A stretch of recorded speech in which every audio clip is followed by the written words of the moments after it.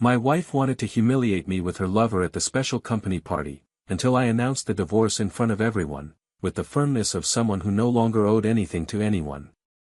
While she showed it off like a trophy, I took the microphone and said, "I wish you both happiness." The room fell silent, and I left, leaving behind the appearances, the pain, and the part of me that insisted on loving her. The truth is, no one expects to be betrayed by someone who promised otherwise. No one gets married imagining that one day they'll look at the person next to them and no longer recognize their gaze. The gaze that once told you, "I love you," now looks at someone else as if you were a mistake, a burden, an inconvenient reminder of who you once were. When I walked into that room, I knew. I knew something had changed. I knew her love was no longer with me, but I didn't know she'd have the courage to rub the other's presence in my face. Not in public, not like that. She wanted me to break.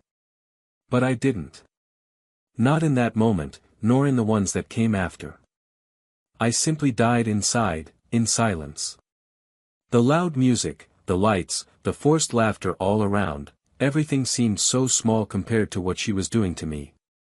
She looked at me as if challenging, as if saying without words, "Look what you lost." But what she didn't know, and perhaps never knew, is that I was no longer the same. Something in me had already begun to die weeks before, in her silences, in her empty apologies, in her cold touches. That night wasn't the downfall. It was simply the moment I stopped holding the weight of a marriage she herself had already buried. I could have made a fuss. I could have started a fight. I could have asked why. But the answer was already there, in the way she smiled at him.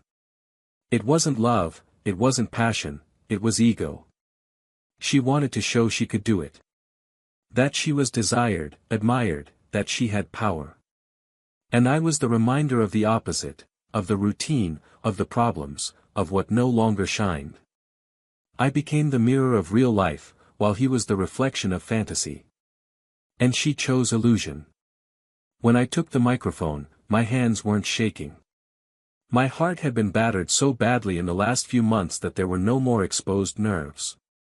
It was scarred flesh. I said only what needed to be said. I didn't scream, I didn't cry. I looked at her, at both of them, and wished her happiness. A wish that wasn't sincere, but also not false. It was just, the end. A loud full stop. A goodbye she hadn't expected. The party stopped. The laughter died in everyone's throats. And I left. I walked amid heavy gazes, like someone leaving a funeral, but not of a body, but of their own soul. The weeks that followed were an exercise in detachment. I removed our photos from the walls, but not from my memory. The memories came like stabs in the back, especially at night. When the house was too empty. When her scent still lingered on some of the sheets. When I passed by places that once meant us. But each tear had a different taste. It wasn't just pain, it was relief. Because little by little, I began to understand that what was destroying me wasn't her absence. It was the presence of a woman who no longer loved me, who used me as a backdrop for her vanity. She tried to reach out to me. Not for the first few days. But later, when the silence lasted longer than expected. When she saw I wouldn't beg, wouldn't ask, wouldn't stoop to her level, she sent messages. It started with neutral questions, then with disguised apologies, then with silences that expected answers. I read them all. I answered none. Because it's not about pride. It's about not returning to a banquet table where you were served as a joke. I loved her. With all my flaws, with all my dedication.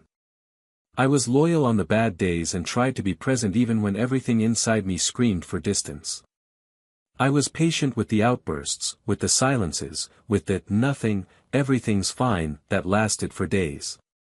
I was a companion. A husband. A friend. And yet, she betrayed me. Not just with her body. With her soul. With the coldness of someone who looks into your eyes and lies. Of someone who kisses at night and sends secret messages during the day. Of someone who moves in with someone and leaves you there, like a photograph hanging on the wall of a past she's no longer ashamed to tear down. Time passed. I don't know how much exactly. I stopped counting. But one day, without warning, something changed. I looked in the mirror and realized I was smiling. For no apparent reason. Without thinking about her. Without feeling pain. It was a light smile. Almost shy. But it was mine. And that day, I realized, I was coming back. I was re-emerging. Her pain no longer hurt me. Her image no longer wounded me. It was just a story, that I survived. And it was in this new phase that someone appeared. Someone who knew nothing of my past, who didn't demand perfection from me, who didn't see me as a project. They just saw me. Someone who laughed with their eyes, who listened to me attentively, who didn't diminish me to feel great. Little by little, without rushing, she gave me back the taste of the present. I didn't try to fill the whole of the old relationship with another, I tried to truly live. And there, I was reborn. With her. Without needing masks. Without needing applause. Without needing to outdo anyone. And then, one day, out of nowhere, I saw the woman who was once my wife. She was sitting alone in a square, staring into the distance, as if searching for something she knows will never return. Her eyes, once full of brightness and defiance, now held a strange weight, as if drowning in her own reflection. And in that moment, I understood, her true punishment wasn't being alone. It was seeing me happy, truly. It was realizing that the love that had once loved her deeply was now on the other side of town, on the other side of life, building with someone else what she had destroyed with her own hands. She didn't have the courage to speak to me. She just looked at me from afar. And maybe, just maybe, in that look, I heard the unspoken plea for forgiveness. But it was too late. Because I wasn't that man anymore. And she, unfortunately, was still the same woman. Proud, empty, waiting for someone to rescue her from a hole she'd dug herself. But the story doesn't end there. Because there's one last detail. A moment that gave me goosebumps, that silenced me inside, and that perhaps was the last, unspoken, between us. It was when, years later, walking with my new family through a random square, I heard a childish voice saying, "Daddy." I smiled, held the little girl's hand, and kept walking. But when I looked up, I saw, a few feet away, that same face, now aged by regret. She was watching us. Not with anger. Not with envy. But with the kind of sadness that can't be shouted at, can't be expelled, can't be overcome. The kind of sadness of someone who knows, they've lost what they hold most dear. And lost it by choice. And in that silent exchange of glances, I understood something I'll never forget. Sometimes, the true punishment isn't being abandoned.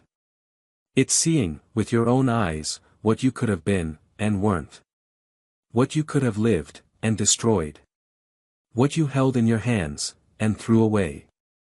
Because there's no greater pain than witnessing the happiness of someone you made cry, and knowing that that happiness no longer belongs to you. But what happened at that party, what led up to it, what was said, and what came after, there's so much more to it all. Because before the pain, there was love. And before the separation, there were attempts. And before the betrayal, there was silence. A silence that screamed for attention. That begged for affection. That wanted to be heard. But was ignored. Now, all that remains is to understand, where did it all begin to fall apart? And why did someone who had everything choose to lose it? Perhaps, the answer lies in all that was never said. And that's where this story truly begins. Welcome to the channel.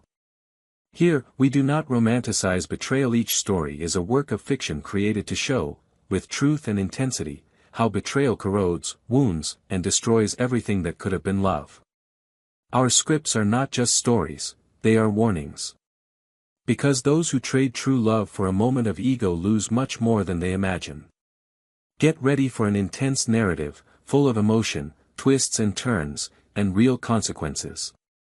Press play, and get ready for a story shocking. Gabriel was the kind of man who commanded attention without needing to say a word. He had a calm, almost silent, yet firm presence. His eyes listened more than his mouth spoke, hands that knew how to work delicately, and a way of listening as if the world slowed down around him. He was a civil engineer, meticulous in his calculations and careful in his affections. He lived a simple but meaningful life, always seeking harmony between what he felt and what he did. From an early age, he had learned that love is built like a house, with patience, with a solid foundation, and without rushing to build new floors. That's why, when he met Helena, he knew there was something unusual about her. She was the opposite in every way. Intense, extroverted, engaging. She had an easy smile and an incredible ability to dominate any room. Helena was the kind of woman you noticed before you even saw her fully. Her energy arrived before she did. And that, somehow, enchanted Gabriel. The beginning was swift, full of passion and lightness. Two completely different worlds collided and, for a time, created a perfect fusion. Gabriel brought stability, while Helena pushed him out of his comfort zone. She told him he needed to live more, take more risks, dream bigger. He replied that she needed to step back from time to time, to take a good look before rushing. The balance between them seemed to work. The differences that could have initially driven them apart, united them tightly. They were the contrast that colored their routine. Over time, their relationship matured, and marriage came as a natural consequence. It was the next stage of something that felt right, even if, deep down, there were signs that their rhythms weren't quite the same. When they married, they chose an apartment near the city center, a functional and well-decorated place where Helena could express her good taste. She had always been passionate about details, modern aesthetics, and anything that revealed style and sophistication. Gabriel let her lead these choices, not out of disinterest, but because he knew it made her happy. It was the kind of concession he made without thinking, like someone who knows that love is also shown in the smallest of nothings. She, in turn, demonstrated affection with presence. She said Gabriel was her safe haven, her balance. He believed it. And perhaps, because he believed it so strongly, he failed to realize that balance sometimes hides instability. Helena began to grow professionally at an impressive rate. She had ambition and talent. She joined a communications and marketing firm as an assistant, and within a few years she was leading an entire team. She was admired, respected, and, above all, noticed. Gabriel, though proud of her, maintained a more discreet pace. He worked at a construction company, where he was respected for his professionalism and ethics. But he wasn't the type to promote himself, he didn't shine in the spotlight, and he didn't want to. While she began attending events, dinners, and evening meetings, he maintained a simple routine: work, home, gym, a book before bed. The time between them grew shorter, not because of fights or lack of love, but because of the difference in routines that, little by little, began to stretch the elastic band of their relationship. In everyone's eyes, they were an admirable couple. She was vibrant, he was centered. She was explosive, he was rational. But there was something invisible happening behind the walls of their home, a slight emotional erosion. Small miscommunications, days when one would arrive and the other would already be asleep, moments when they were in the same space but in different worlds. Gabriel noticed the weariness in Helena's eyes, but preferred not to press her. He had always respected her space, and so he interpreted the separation as professional fatigue. Helena, in turn, felt increasingly misunderstood, as if her world were expanding while his remained static. She was beginning to grow irritated by his silence, his lack of ambition, the predictable routine that had once been comforting and now felt like a prison. They still had dinner together a few times a week, but the silence at the table was already longer than the conversations. Helena talked about her projects, her work trips, her new contacts, the important figures who now frequented her circle. Gabriel listened attentively, but he sensed something in her eyes that he could no longer grasp. It was as if she were always somewhere else, even though she was there. He tried not to hypothesize. He preferred to trust. He always had. He was never the controlling type. He never snooped through her phone, never questioned too much. He was a man who believed that love, when true, doesn't need surveillance. Perhaps it was this overconfidence that left him vulnerable. But in that moment, there was no betrayal. There was distance. A silent, cruel distancing that unfolds silently, and no one knows when it truly began. What hurt the most was realizing the good times still existed. It wasn't a completely broken relationship. Sometimes she'd rest her head on his shoulder during a movie. Sometimes he'd catch her looking at him tenderly, like in the old days. Sometimes they'd laugh together over something silly. And these sparks of affection kept Gabriel hopeful. He believed every marriage goes through phases, that it was just a difficult time. He saw no malice in her eyes, only weariness. And that kept him going. Because Gabriel wasn't a man to give up easily. If there was love, he fought. If there was silence, he waited. If there was coldness, he lit the fire. Helena, in turn, began to question whether she was still the passionate woman who swore eternal love at the altar. She began to wonder if that calm, predictable man was still enough to accompany her dreams. She began to compare the intensity she saw in the outside world with the stability she had at home. And the problem with comparisons is that they're almost always unfair.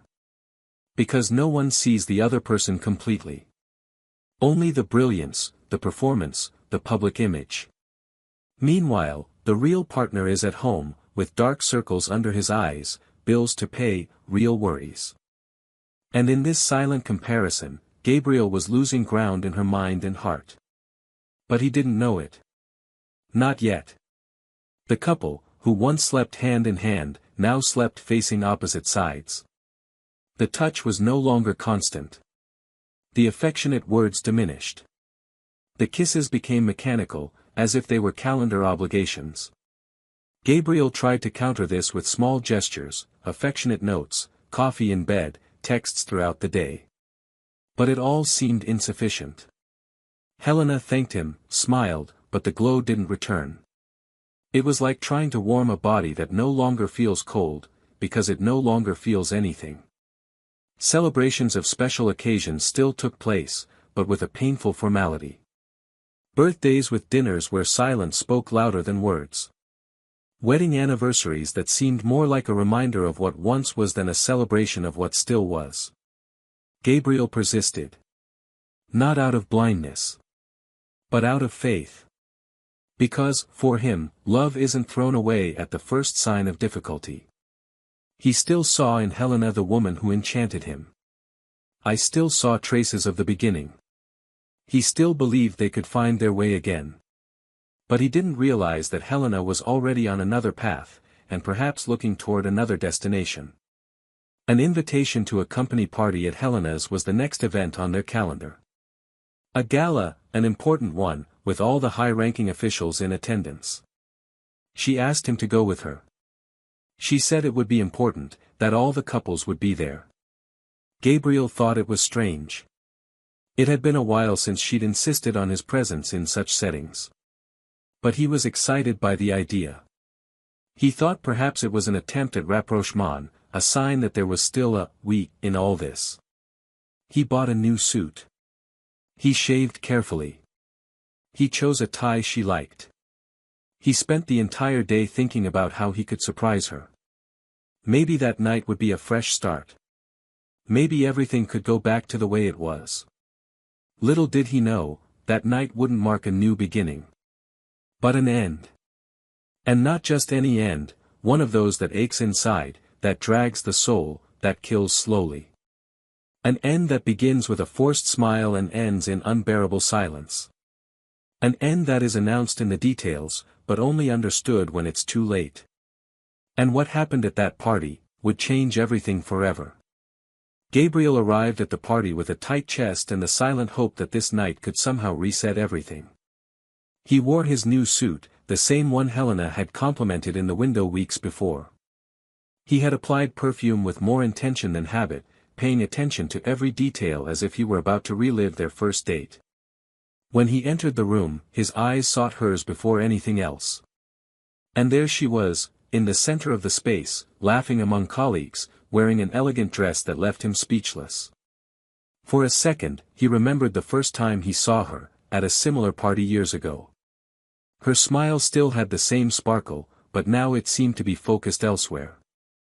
The room's decor was sophisticated, guests spread out among glass tables and golden lights, and soft jazz music filled the empty spaces. Gabriel approached with confident steps, still believing his presence there meant something. Helena saw him, walked up to him with a quick kiss on the cheek, and introduced him to some colleagues with a formality that belied their history together. He tried to ignore her distant tone, the rehearsed way she spoke about him, as if he were a colleague, not the man she shared her life with. Time passed slowly that evening. Gabriel tried to fit in, smile, maintain his composure. But something was bothering him, and that discomfort was growing, even if he couldn't yet name it. Helena disappeared frequently. Sometimes she was in more private conversations with people he didn't know, sometimes she said she needed to discuss something with the event's production team. When she returned, she'd bring a drink, a brief comment, and then wander off again. Gabriel tried not to let himself be consumed by paranoia. He knew her professional world was different from his, knew that events like this required presence, friendliness, and activity. But deep down, a part of him, which he himself tried to silence, was screaming for attention. He didn't want to control. He just wanted to be seen. To be felt. To be remembered in that entire setting as her man, not as someone invited out of politeness. At one point in the evening, as he watched Helena laughing with a group meters away, Gabriel noticed something different in the way she carried herself next to one of the men in the group. He was a well-dressed man, younger-looking, self-confident, and with expansive gestures. Helena looked at him in a way Gabriel hadn't seen in a long time. The kind of look that was spontaneous, unrehearsed. She touched his arm when she laughed, leaned forward when he spoke, and at no point seemed to notice the presence of her own husband sitting a few meters away. Gabriel's blood ran cold. He tried to rationalize, tried to believe it was just affinity, something professional, a coincidence of postures. But there was a tension there. A connection that could no longer be ignored. Later, when Helena returned to him and asked if he was enjoying the evening, he responded with a bitter smile. He said yes, that the event was very well organized, and that she truly seemed the center of attention.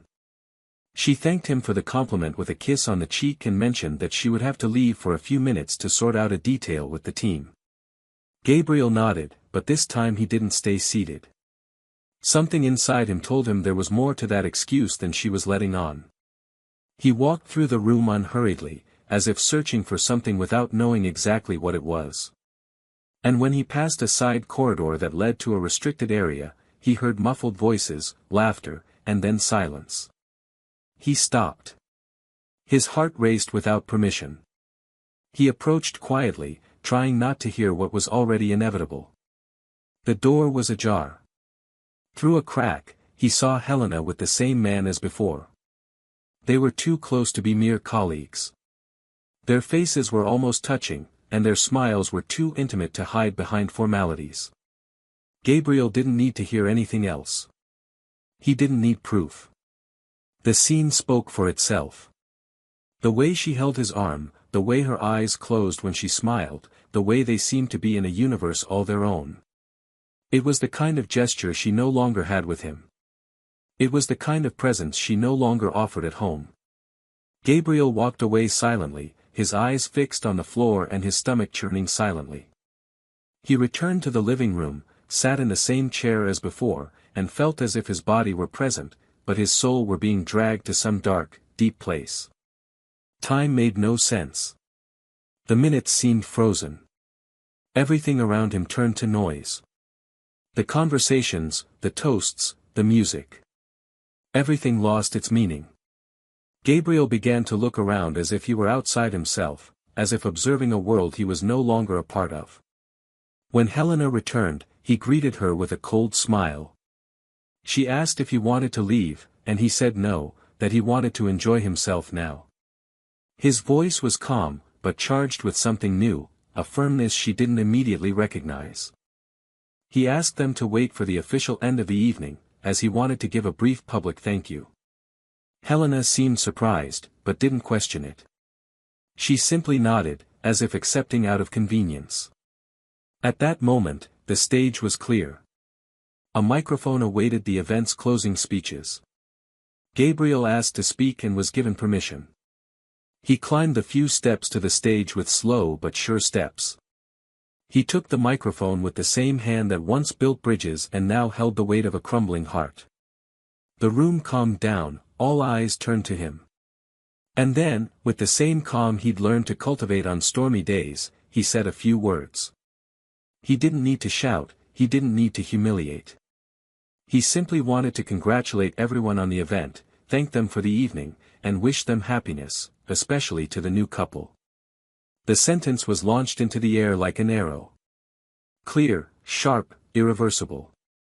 The silence was instantaneous. A silence that weighed more heavily than any sound. Helena froze where she stood. The man beside her looked away. Gabriel remained standing for a few more seconds, like someone watching the collapse of a building that took years to build. Then he gently handed back the microphone and stepped off the stage with the ease of someone who had just put an end to a story that no longer deserved an ellipsis. He walked through the hall, ignoring the stares, his dignity intact, but his heart still in pieces. As he walked through the exit door, he felt the night air touch his face with a strange mixture of chill and liberation. And there, amid the distant city lights and the echoes of the party that was now passing, he took the first step out of what he had once called home. But there was something Gabriel didn't yet know. Something that would make everything even more painful and revealing. A secret that remained hidden, watching everything from the darkness, waiting for the right moment to emerge. Because not all betrayals happen in the body. Some begin much earlier, in places in the soul where love has already been expelled. And this secret, when it came to light, would change not only the way he saw Helena, but also the way he saw himself. Gabriel didn't return home that night. He drove for hours aimlessly, trying to understand where, at what exact point, everything had slipped out of control. He stopped the car in front of the beach, sat in the passenger seat, turned off the engine, and simply stood there, staring into the darkness as if waiting for some answer to emerge from it. The pain wasn't just for what he'd seen. It was for what he'd lost long before that, and which was only now becoming clear. Love hadn't died in betrayal. It had already been dying silently, slowly, and he clung to the corpse of that relationship with blind faith, believing it was alive. Now, with no more excuses, no more lies, reality lay bare before him.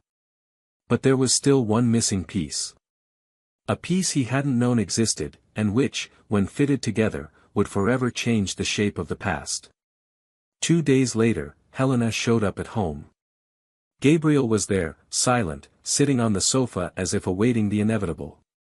She entered slowly, carrying a bag over her shoulder and her face drawn. The heels that always marked her arrival now clicked timidly on the cold living room floor. Gabriel said nothing. He simply looked at her with steady eyes, eyes of someone who no longer needed to hear excuses. But Helena seemed different. No longer defensive, nor arrogant. She was fragile, with an expression that mixed fear, regret, and something harder to identify. She sat in the opposite chair, took off her shoes, and let out a heavy sigh. For a few seconds, the silence between them was almost palpable. Until she began to speak. He said there were no excuses. That what he did was unforgivable. That he'd lost himself amidst his own ambitions, his desire to be admired, his fear of stagnating. She said she felt forgotten by Gabriel, as if the routine had erased the woman she wanted to continue being. Gabriel listened in silence, his gaze fixed on her, without interrupting. But none of it surprised him. He'd already relived those excuses 1,000 times in his own head. What he hadn't expected was what came next. Helena said she needed to tell him something she'd never had the courage to reveal. Something she'd been carrying for too long. Gabriel frowned but remained silent. That was when, with teary eyes, a choked voice, and trembling fingers, she blurted out the truth she'd been burying since the beginning: the betrayal that night wasn't the first. And, more than that, that man, the same one from the party, wasn't just a recent lover. She'd known him for much longer than Gabriel could have imagined. The shock passed like a silent thunderclap through Gabriel's body. His eyes widened without realizing it, his stomach clenched involuntarily. But Helena didn't stop. She said that months ago, during a work trip, she ran into this man again by chance.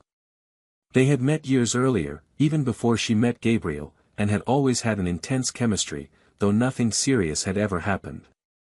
At the reunion, everything seemed innocent, a coffee between colleagues, a nostalgic conversation. But from then on, Helena began keeping in touch, first with sporadic messages, then with constant calls, until the emotional connection turned into desire. Gabriel shifted in his chair for the first time. He ran his hands over his face, took a deep breath, but still didn't break off. She said she resisted for a while, trying to maintain boundaries, trying to avoid the inevitable. But the involvement grew, and worst of all, she confessed, was that it didn't happen all at once. It was as if she crossed one line, then another, until, before she realized, she was already too far gone. When Gabriel asked, in a low voice, when exactly their first time had been, she hesitated for a moment and then whispered, a month after their wedding anniversary. Gabriel closed his eyes. That date was unforgettable. He had prepared a special evening, they had dinner together, he even cried reading a card she had written. A card he now realized had been a sham. But Helena wasn't finished yet. She said there was more. Gabriel looked up with suppressed anger. More than that? She hesitated, bit her lip, and said he needed to know because it was fair, because he deserved to know who he'd really been married to. It was then that she revealed the secret she'd been hiding like a stone deep in her chest: she hadn't just betrayed him emotionally and physically. She'd shared intimate details of her marriage with her lover. Details, outbursts, complaints, things that belonged only to the two of them. And worse, she'd laughed about it all with him. She'd turned their lives into a joke. A topic of private conversation. Gabriel felt as if a knife had pierced his chest. His face drained of color. His hand trembled, but he held his gaze steady, as if he needed to hear it all through, even knowing that each word tore a piece of his soul apart. He asked, in a hoarse voice, if there was love. Helena said she didn't know. That she'd confused a lot. That, in truth, she enjoyed the feeling of being desired, of feeling alive again, but that later she realized it was empty. That it was an illusion that crumbled when the other man began treating her as disposable. She said that, after the scandal at the party, he simply walked away. He didn't want to deal with the exposure, the pressure.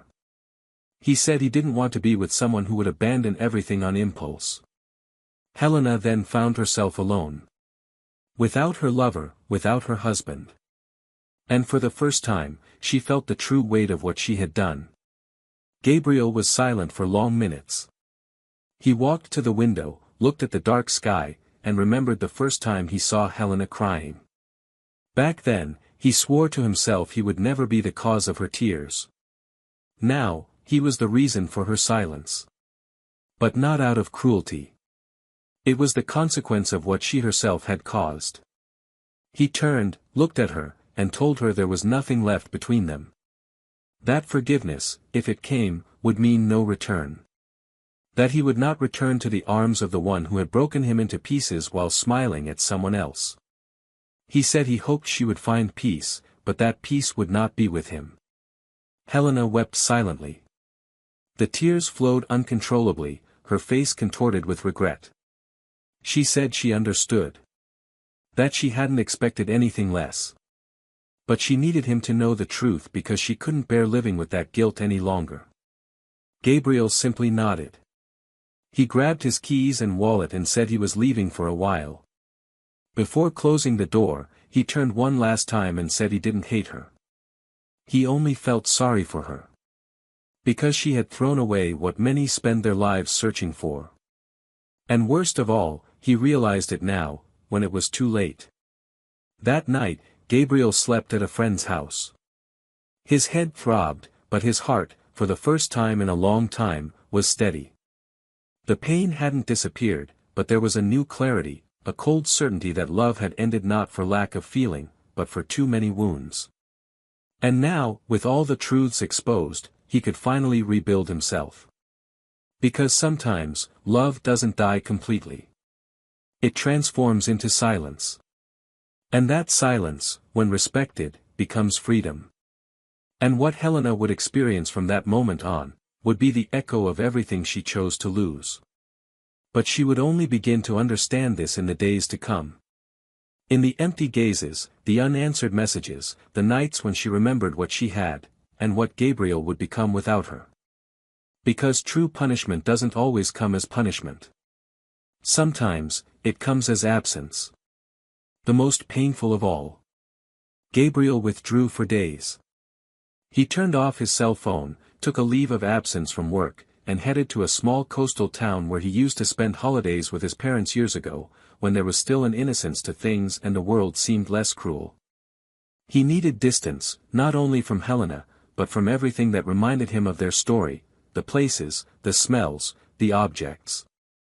Everything in the big city suffocated him with memories too vivid, details that hurt like shards of glass under his skin. In the simple house facing the sea, he spent his mornings in silence, drinking coffee and gazing at the horizon, and his nights reading anything that occupied his mind, but it was never enough to keep his thoughts at bay. The memories came back stubbornly, as if no time had passed, as if the pain were still being stitched into the present. But he no longer cried. There were no more tears. What existed now was a painful and inevitable process of rebirth. One day, walking along the beach at dusk, Gabriel saw a child playing kite with his mother. It was a banal scene, but he stopped to observe. Something about that image stirred him strangely. There was a simple peace, a sincere connection. The young woman smiled sweetly, while the boy screamed, thrilling with each gust of wind that sent the kite flying. Gabriel smiled from the corner of his mouth, for the first time in days. When he returned home that night, he slept soundly, perhaps the first in a long time. The next day, he saw them again, this time at the ice cream shop downtown. She recognized him, or perhaps she just sensed he was watching her closely. She smiled, waved, and he, almost without realizing it, waved back. There was no flirting, no words. Just a brief, honest, silent exchange. Over the next few weeks, chance encounters became routine. Gabriel discovered her name was Clara and that the boy, Lucas, was her son from a previous relationship. They first spoke in a bakery line and then began bumping into each other more often than chance would have warranted. Clara was light-hearted. She had a serenity in her gaze and a firmness in her words that effortlessly disarmed him. She was different from Helena in every way. She didn't need applause or a stage. She had a beauty that didn't scream, but imposed itself in the way she existed. Over time, Gabriel found himself looking forward to these encounters. She began leaving the house with a little more caution, started looking at herself in the mirror with more presence. It wasn't about falling in love. Not yet. It was something more subtle, feeling alive again. Meanwhile, Helena was experiencing the opposite. Alone in her apartment, she tried to pick up the pieces of what was left. Her lover never responded to her messages again. Her co-workers gradually stopped inviting her over. Her image as a strong, determined, and powerful woman began to quietly crumble. No one openly blamed her, but everyone knew. And the silent judgment was worse than any accusation. The days were too long. The nights, unbearable. She began to review her past with a more mature perspective, and it was then that she began to understand that what she felt for Gabriel might have been true love. But she had destroyed that love out of vanity, out of impulse, out of a hollow search for validation. Now, all she had was silence. After 2 months of no contact, she decided to reach out to him. She knew it was a risk. She knew he might not even agree to see her. But she had to try. She sent a simple message, asking for coffee. Gabriel hesitated for a whole day, but in the end, he decided to accept. Not out of hope, nor resentment. Simply because there were questions that perhaps could only be resolved with one last meeting. They met at a discreet cafe, devoid of emotional memory, neutral. When she arrived, she was dressed simply, her face makeup free, her eyes visibly tired. Gabriel noticed everything but didn't react. She sat down, thanked him for coming, and they sat in silence for a few seconds until she began to speak. He said he was at peace with not having him anymore. That he didn't expect reconciliation. That I just wanted to say, looking into his eyes, that I was sorry. That for the first time in his life, he understood what it meant to hurt someone beyond forgiveness. He said he tried to move on, but nothing made sense. He even tried to convince himself it was the best thing for both of them, but that deep down, he knew he'd made the worst mistake of her life. Gabriel listened to her in silence, without looking away. When she finished, he responded calmly, with an almost brotherly tone, but without warmth. He said he understood, that he didn't harbor hatred, but that the love that had existed there no longer lived within him. He said that, for a long time, he thought forgiveness would be a bridge. Now I saw that forgiveness, sometimes, is just a door that closes silently. She cried. She didn't beg, she didn't ask for anything more. She just cried. She said she sometimes dreamed of them both in a different, more mature, more conscious version. Gabriel agreed. He said he'd dreamed about that too for a long time. But now he lived in a different reality. A reality where there was lightness. Where he felt whole. He said he'd met someone. Helena swallowed hard. She hadn't expected to hear that. She asked if he was serious. Gabriel replied that he didn't know. That he was being truthful, taking it one day at a time. But that with that woman, he felt he could be himself, without having to constantly prove himself. The conversation ended with a handshake and a final look. When Helena left the cafe, Gabriel stood for a few more minutes staring at his empty cup. He didn't feel sad. He felt an end. And sometimes, an end is also a relief. He got up, paid the bill, and left. The months passed, and Clara became a constant presence. Gabriel got to know Lucas better, helping with chores, taking him on walks. They developed a genuine, unhurried bond. One day, on their way back from the beach, Lucas took Gabriel's hand and said matter-of-factly that he wished he were his real father. Gabriel swallowed his emotion. He responded with a smile and squeezed the boy's hand affectionately. A few weeks later, in a park, Clara and Gabriel were sitting under a tree. She looked at him and told him that if he were ever ready to love again, he wouldn't have to look far. Gabriel didn't respond with words.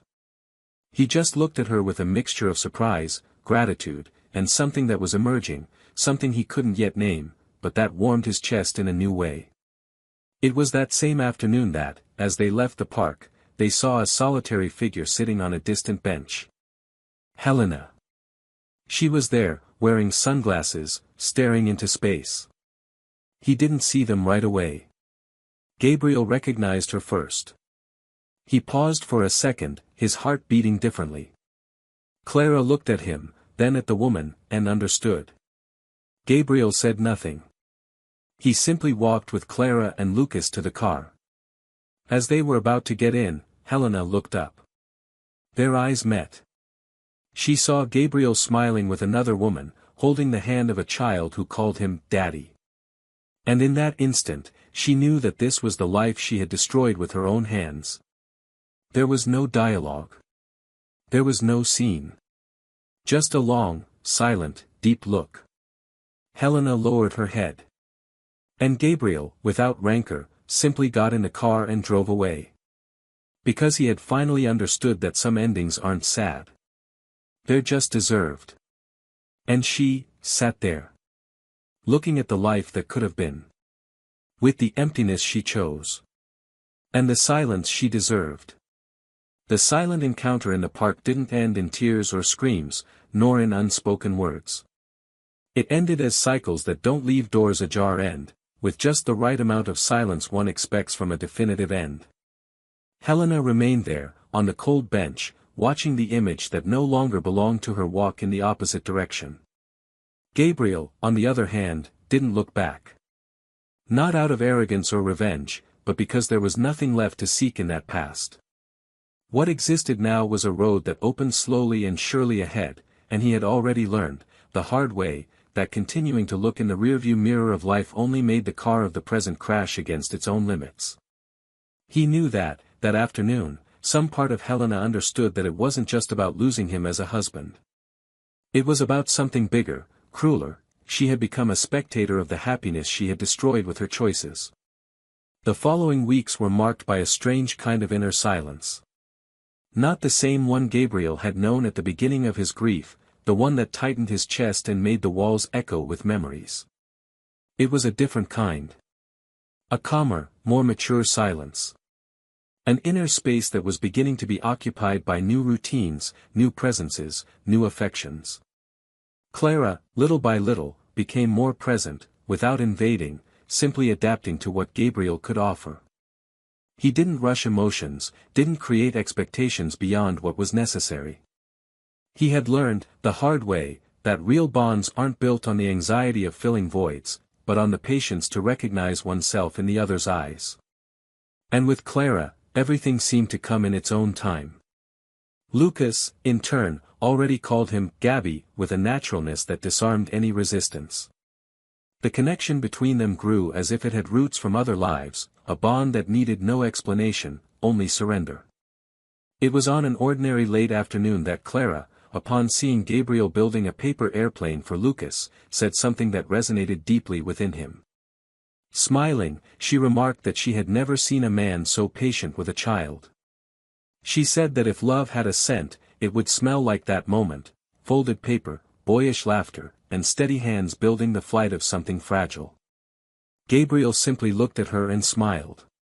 He didn't respond with words because he felt he didn't need to. Sometimes, silence was also language. That simple gesture said more about the man he had become than any speech. A man who, even after being shattered, was able to rebuild with calm and tenderness. Not as he was before, but better. Conversely, Helena was beginning to sink into a kind of emptiness that couldn't be resolved with distractions or instant gratification. She began attending therapy after a late-night anxiety attack. Alone in her apartment, her eyes fixed on the ceiling and her breathing ragged, she realized there was something inside her she could no longer control. The therapist, a calm-spoken man with a deep gaze, told her in the first session that the problem wasn't guilt. It was pride. Helena tried to deny it, but in subsequent sessions, she realized she'd never known how to deal with her own vulnerability. He'd always hidden behind an image of strength, as if admitting flaws were an unforgivable crime. And the hardest part was realizing she hadn't just betrayed Gabriel.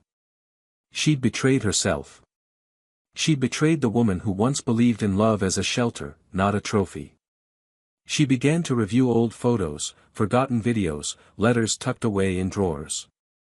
She discovered notes written by Gabriel that she had set aside, heartfelt words that now stung like stakes driven into her memory. She began writing letters she would never send. Some asked for forgiveness, others simply recounted moments that had become stuck in her throat. One day, she even drafted an email to Gabriel telling him she had sold her apartment and was leaving the city for a while to find new meaning for herself. She didn't send it. She realized that the desire to start over didn't need witnesses. It needed courage. And that she was still searching for. Meanwhile, Gabriel was organizing the house with ease. He got rid of objects that no longer held meaning, renovated the guest room to make it a space for Lucas to play when he slept over on weekends. Every corner of the house was taking on new contours. Not as a process of forgetting, but as if offering space for the present to inhabit fully. The old clothes were donated, the photos kept with respect, but without nostalgia. Helena's memory no longer haunted him. Not because it had been erased, but because it had been understood. And when pain is understood, it loses the right to hurt us again. One Sunday morning, Clara showed up with a picnic basket and suggested a walk to the countryside near town. Lucas ran the whole time, excited, eating fruit from Gabriel's lap and asking questions about the sky, the wind, the world. Clara watched them both with eyes that saw the future. At one point, she moved away and sat under the shade of a tree. Gabriel followed her. They sat there in silence, watching Lucas chase butterflies. Clara gently took Gabriel's hand and said she didn't expect him to say anything, or promise anything. She said she was happy just to be there. That love, for her, was this, peace.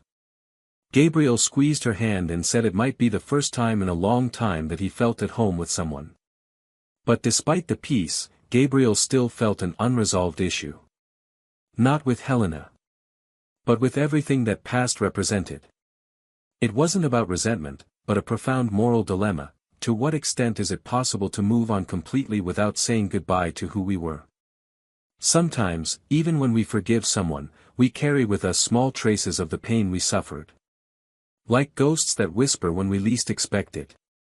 Gabriel knew that to experience a new love fully, he needed to close the last window that still let the wind of the past in. So, one random afternoon, he decided to write. Not a letter to Helena, but to himself. A text where he poured everything, the good days, the moments he thought he couldn't bear, the discoveries about himself, the small deaths and rebirths. He wrote for hours. And, at the end, he signed it with his full name. As if embracing his own story with all its scars. She kept the letter in a box, along with her old ring and a wedding photo, and buried it all in the backyard of the house where she now lived. It wasn't just a symbolic ritual. It was a full stop. A silent goodbye to the man he'd been with Helena. As he buried it, he felt a weight lift from his shoulders. He no longer needed to prove anything, not to her, not to himself. He no longer needed to protect himself from love, nor fear new beginnings. He understood that pain had made him a more whole man, more sensitive, more attentive. And that even the cruelest mistakes of others can push us toward versions of ourselves we would never discover alone. Clara saw him that night and asked why his eyes were shining. Gabriel simply said he felt light. She smiled and hugged him.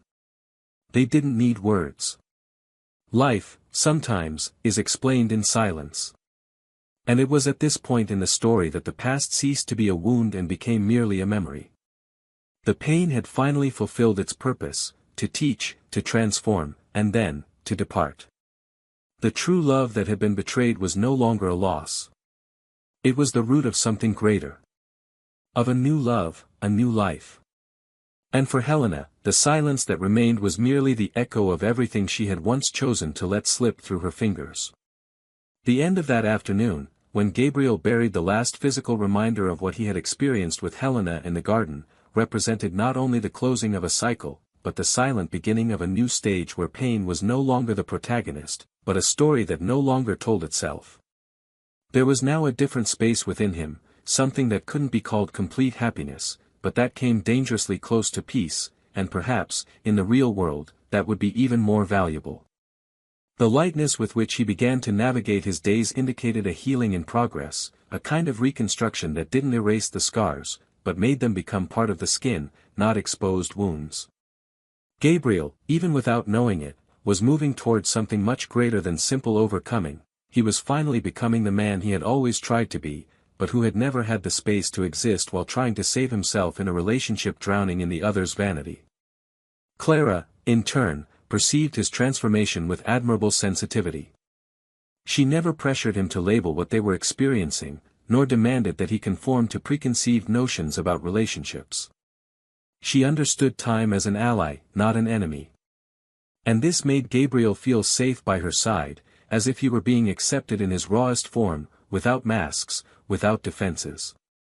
One night, as they were washing the dishes after an unpretentious dinner, Clara broke the silence with an unexpected phrase, "You know what I admire most about you? It's that, even after everything, you still love gently. Gabriel paused for a moment, holding a soapy plate, and looked at her with a mixture of surprise and emotion.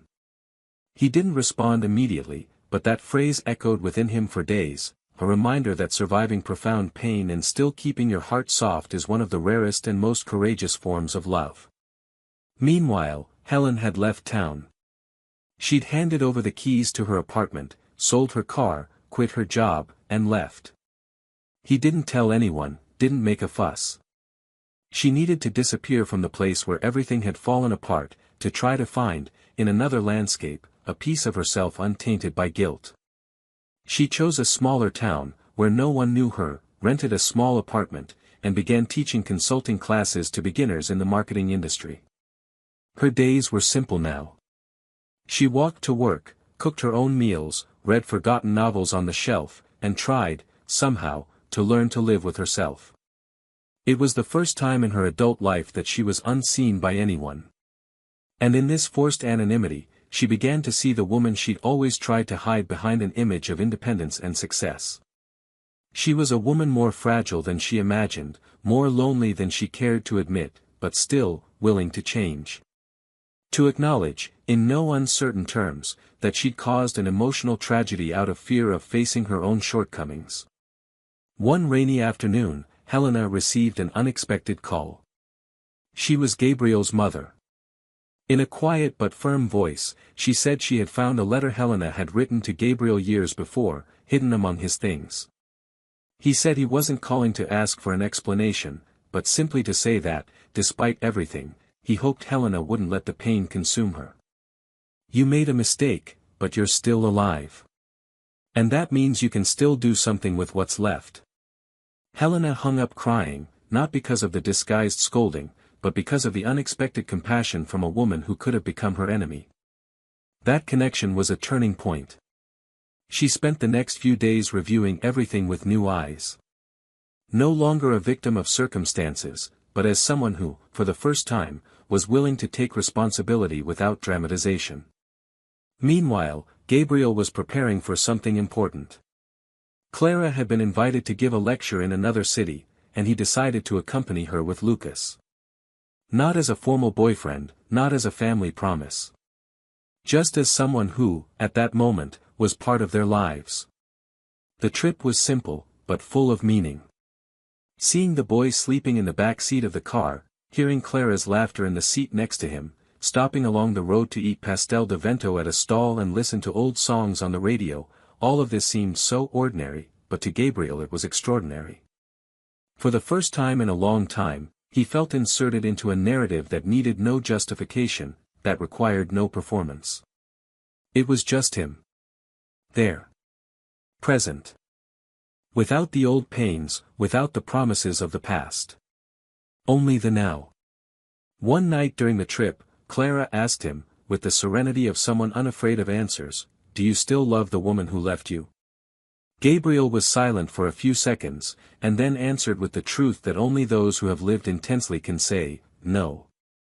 But I love the man I was with her. Because that was the man who brought me here." Clara nodded with a smile. There was no jealousy, no competition with the past. Only the mature understanding that everything we experience builds who we are, even the mistakes that broke us. Upon returning home, Gabriel found a letter at the gate. There was no sender, just her name handwritten in a script he would recognize even with his eyes closed. For a moment, he hesitated to open it. He thought he was done with everything. But, out of curiosity or impulse, he sat on the sofa and read it. It was a letter from Helena. A sincere, raw letter, without apologies, without hope of reconciliation. Just an account of everything she had learned about herself in the past few months. She said she loved him, yes, but not maturely enough. That she used his love as a shield to avoid facing her own demons. And that now, even without him anymore, she felt grateful to have been loved with such dignity. She ended the letter with a sentence he would never forget: "You loved me as if I were home. And I acted as if I were a storm. But it was in the damage I inflicted on both of us that I finally learned to rebuild myself." Gabriel closed his eyes for a moment. He felt neither anger nor compassion. He felt understanding. And that, for him, was more than enough. Their story was over, yes. But it was no longer a minefield within him. It was just a story. One among many. And that freed him from any need for emotional revenge. That night, Clara saw him differently. More whole. More free. And Gabriel looked at her as if he finally saw, without distortion, the true beauty of what lay before him. The end was approaching. But not like a fall. It was coming like a birth. Like the last page of a book that, despite all the pain, was worth reading to the end. Life went on, not in a rush, but with the firmness of someone who doesn't turn back. Gabriel never heard from Helena again. The letter was the last bridge between them, and there was no response.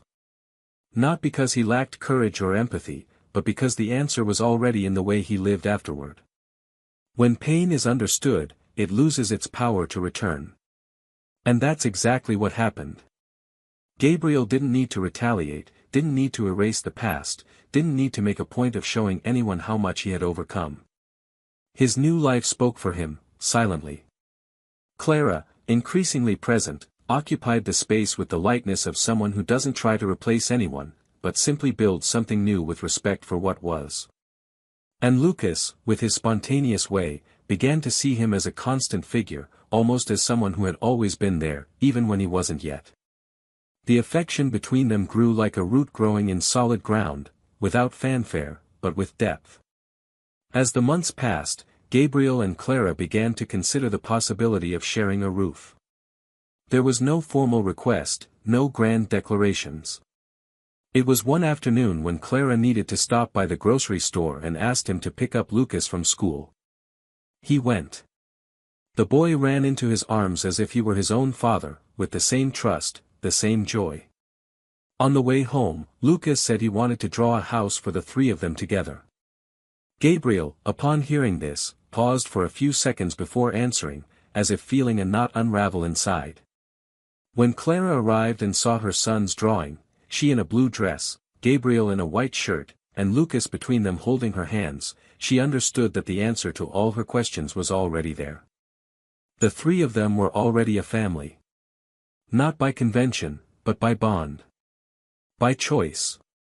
As this new life quietly took shape, Helena underwent a transformation she never expected. In another city, with few resources and far from familiar faces, she was forced to work with the bare minimum, without the glitter of high-ranking positions, without the accolades of professional achievements that had previously defined her identity. She lived through difficult times, sleepless nights, and gray days. But it was amidst this emotional chaos that she began to rebuild herself. She discovered a talent for teaching. The classes she taught at a community center became the only time of day she felt useful. The students, simple and often unmotivated, began to connect with her. And, without realizing it, Helena found something she had never sought, meaning. For the first time, it didn't matter what she wore, who she knew, or what position she held. What she truly delivered, knowledge, empathy, listening, became her new value. But Gabriel's void was never filled. She carried it with her everywhere, not as a ghost, but as a bitter reminder of what is lost when vanity becomes a compass. One afternoon, as she watched an elderly couple walking hand in hand through the square near her home, Helena allowed herself to imagine what it would have been like to grow old with Gabriel. What it would be like to see the gray hairs slowly arrive, the traces of time accumulate beautifully around someone who looked at her with true love even after the years. But that future would no longer exist.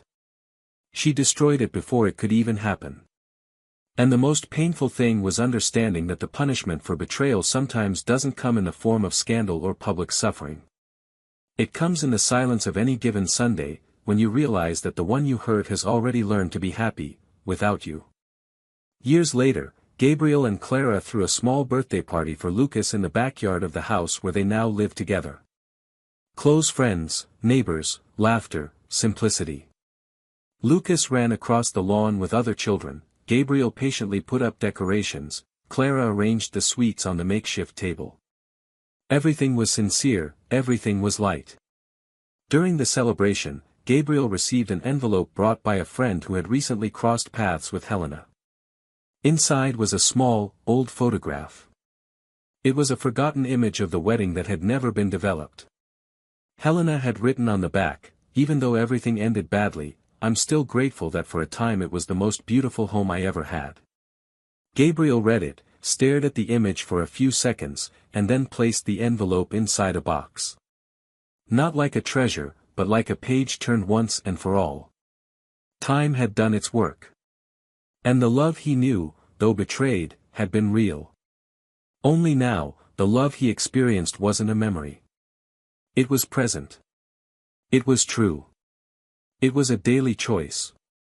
That same month, Clara received an offer for a new professional position, and together they decided to accept.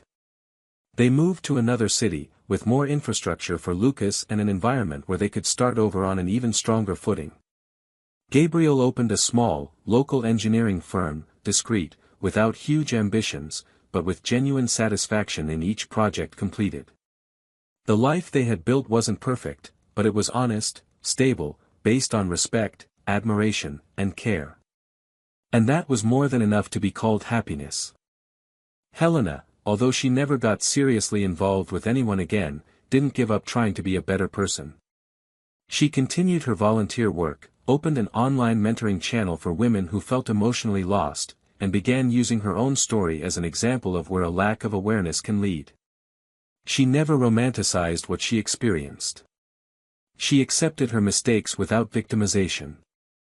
And so, discreetly, she regained something she thought she had lost forever, her own dignity.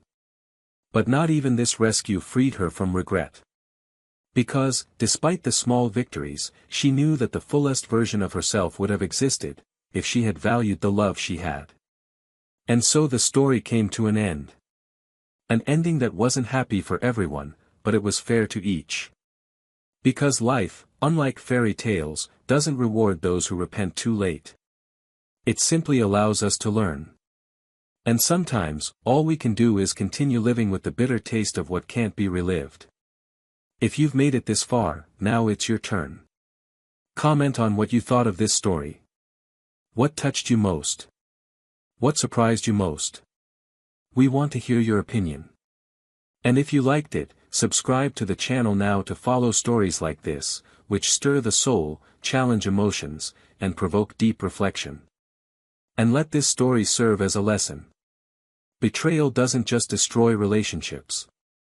It destroys trust, the memory of a beautiful love, the possibility of a whole future with someone who chose you when you didn't even know who they were.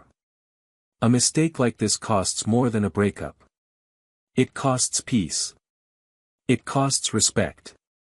It costs love that never returns. Remember, this channel does not support, justify, or romanticize any kind of betrayal. Here, the truth is told as it is, harsh, real, and with all the consequences it entails. Because love deserves to be lived with loyalty. And those who trade it for vanity, sooner or later, pay the price.